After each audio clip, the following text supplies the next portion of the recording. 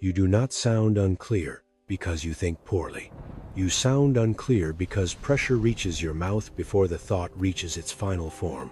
That is the humiliation. It is not a speaking problem. It is a sovereignty problem. Most people do not lose their words because they lack intelligence. They lose them because the room enters their nervous system too early. From that moment on, they are not speaking. They are managing exposure. That is the fracture. The mind still has signal, but the body has switched allegiance. Now the sentence is no longer trying to deliver truth. It is trying to prevent danger. Approval becomes urgent. Image becomes urgent. Survival becomes urgent. And whatever is urgent gets to the mouth first. So the line leaves too early. Not forged. Not finished. Not worthy of the thought that tried to become it.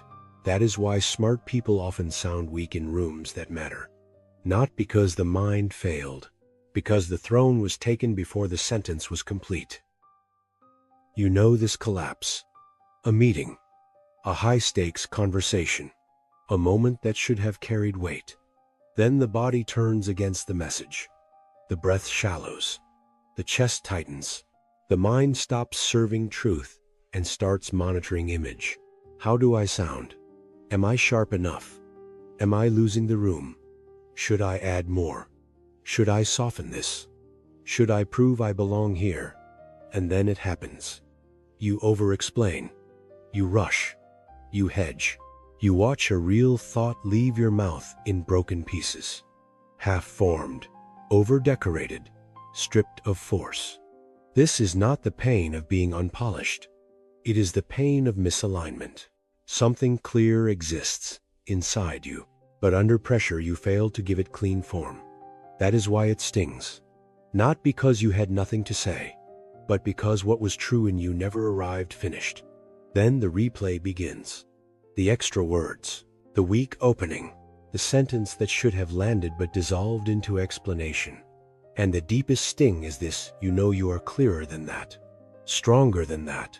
But under pressure the room got to your mouth before you did. The collapse is mechanical. Your signal gets buried under noise. One part of the mind is trying to transmit meaning. The other part is trying to survive judgment. That split is the sabotage. Under pressure, working memory shrinks. Bandwidth narrows. The architecture of the sentence loses integrity. So instead of structure, you reach for fragments. Instead of command, you produce compensation. Instead of one finished line, you spill unfinished material into the room. That is why articulation is not mainly a vocabulary issue. It is a regulation issue. The moment attention shifts from truth to self-image, language begins serving fear. Fear adds volume. Fear adds filler. Fear adds apology. Fear donates your attention to debris. The thought was never the problem. The interference was. This is why people can sound brilliant alone and diluted in public. The intelligence remained. The signal was crowded. The body plays a role too. Shallow breath narrows rhythm. Tight jaw hardens tone. Racing pulse pushes speed. The instrument edits the message before the message reaches the air. So, when people say just be more confident, they miss the mechanism. You do not need more performance. You need less interference. Lincoln understood what modern people keep forgetting. Clarity is not born, it is carved. What later looked like natural eloquence was discipline under lamplight. He revised, cut, reduced, refined. He removed everything that weakened the blow. Marcus Aurelius worked the same way in another register. He refined thought in private so it could stand in public without ornament. That is Stoic authority. A sovereign mind does not worship expression. It worships alignment. It asks, what is essential? What is vanity? What survives the knife of refinement? The articulate man is not the loudest in the room.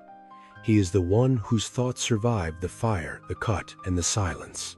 That is why Stoicism matters here. Not because it teaches style, because it teaches governance. A sentence must answer to truth before it answers to audience. Lincoln did not trust first draft language.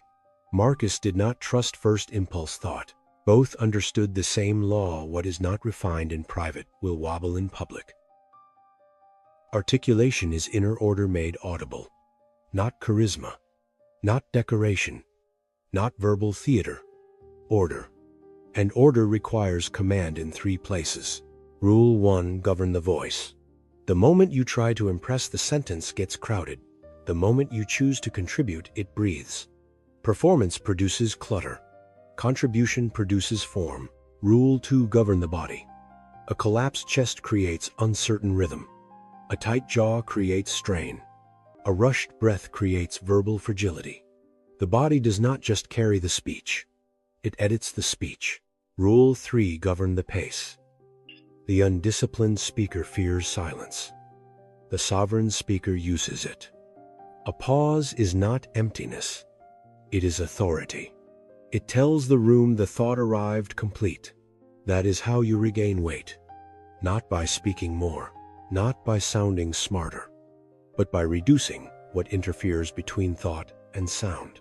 This is the deeper Stoic cut. Your task is not to protect image. It is to protect alignment. The moment image becomes primary, language becomes anxious. The moment truth becomes primary, language starts simplifying itself. That is why over-explaining usually signals disorder. The mind is trying to outrun judgment with more material, but more material rarely creates clarity. Usually it creates fog. The room remembers finished lines, not verbal panic, not decorative intelligence. Finished lines.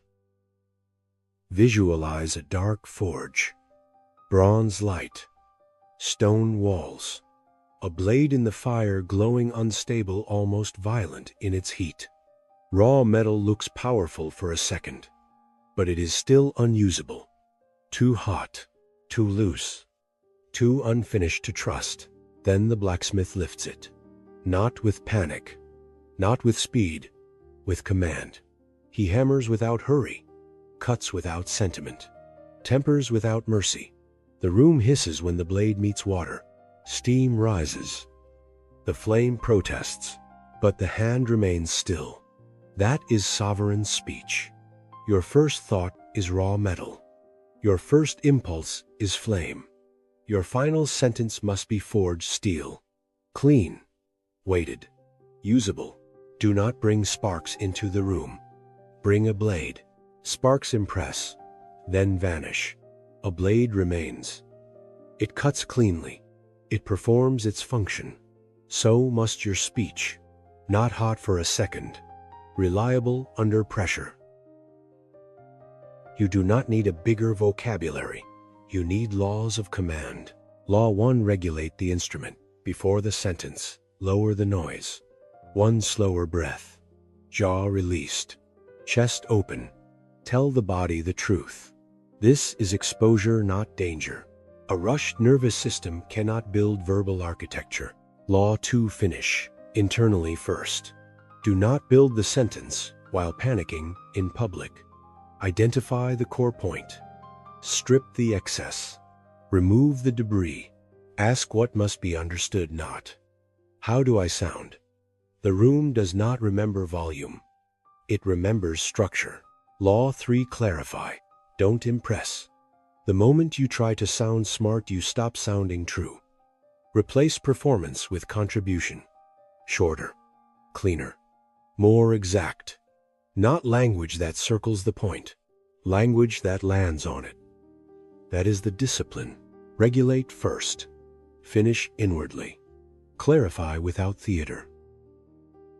You do not need a bigger vocabulary. You need a quieter interior. You need less noise between what is true in you and what reaches the air. Breathe before the sentence. Refine before the room. Cut before you speak. Pressure will still come. The room will still watch. The nervous system will still rise. That is not failure. The real question is this: will pressure enter your mouth as chaos or leave it as form? Lincoln rewrote. The Stoics recalibrated. The sovereign speaker refines. Again, again, again. Until one day the room goes quiet, not because you were louder, but because your words arrived finished. If these words found the silence in you, we will meet again on the next road.